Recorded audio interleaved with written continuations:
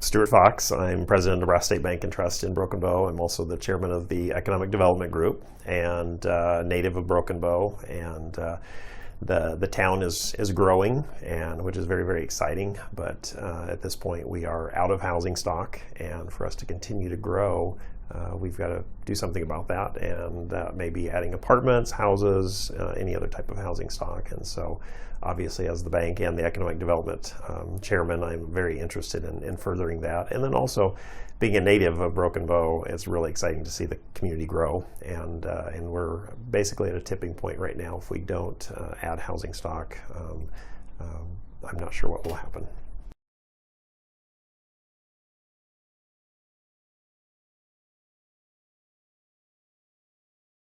We think for our community to grow and for our bank to grow, we've got to add to the housing stock.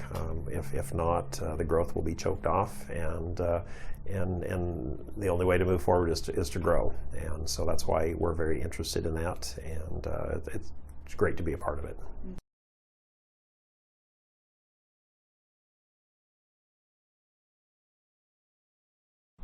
Our community is a little bit unique. Our economic development group does not receive any tax funding, so I believe it's the only privately funded group in the state.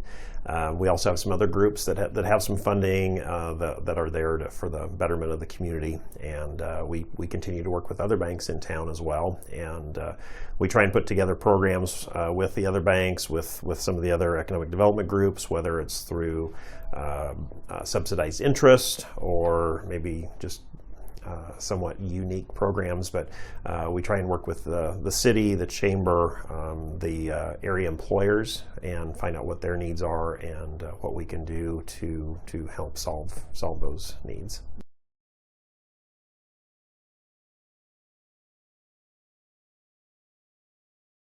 It's been fairly new over the last few years. We've added, I think, over 40 new housing units over the last probably 36 months.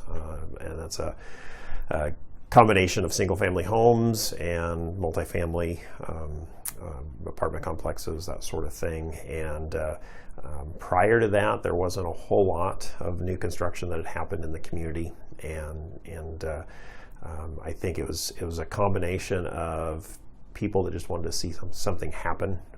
Leadership stepped up, and we had investors that put some money up without a concern about a return on their investment. They were hoping for return of their investment, but they weren't really concerned about making money. And so I think when you have people with a common goal going in the same direction, it's pretty easy to accomplish that.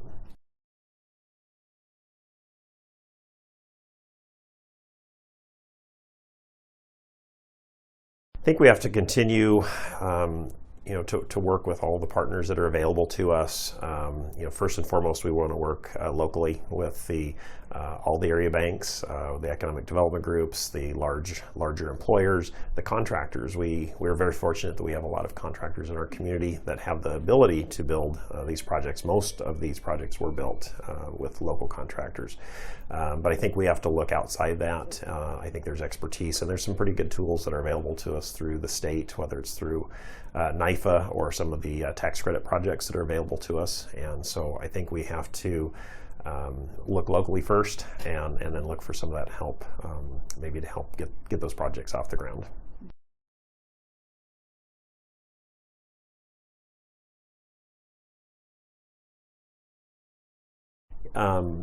It's easy not to do a project, and we generally find people that come up with reasons not to. And so you've got to have somebody that is the driving force and looking to make the project happen and figuring out what does it take to get that project started. And it's so easy to come up with a reason not to do a project. There's risk in everything we do, but you've got to have that driver. Somebody's going to lead the charge, and maybe the local banker, maybe the economic development group, but somebody's got to step forward and lead the charge.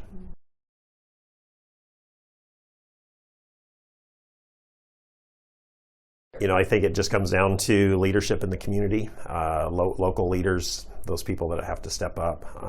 And I think when the easiest way to get things done is when you have leaders that work towards a project and nobody cares about taking credit for it. It seems to be easier to get things done when nobody cares about taking credit.